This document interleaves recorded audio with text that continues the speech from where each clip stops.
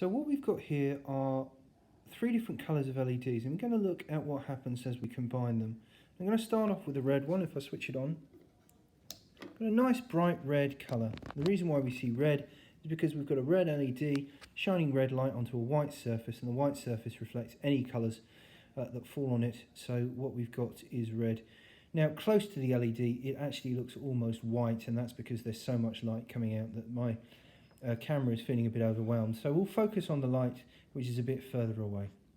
Now if I turn on a green LED at the same time, we can obviously see close to the green LED, and we've got that familiar now white pattern where it's almost too bright.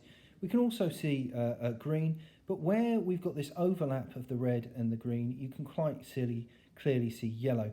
Yellow is a secondary colour made by combining the primary colours of green and red.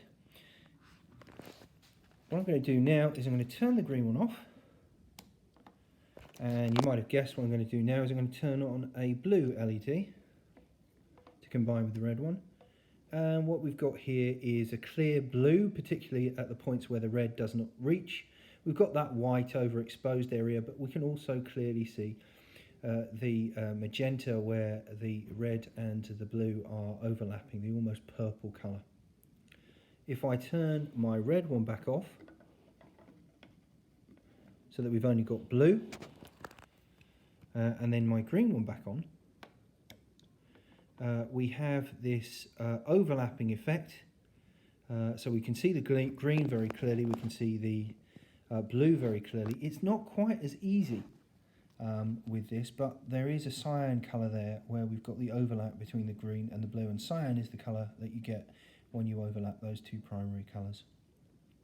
Now of course if I turn all three LEDs back on together, we'll have all three primary colours, and as a result in the middle where they overlap we should, and it almost takes an eye of faith to see this, but we have a overlap of the three primary colours, and we have a whitish colour there in the middle because white contains all of those colours.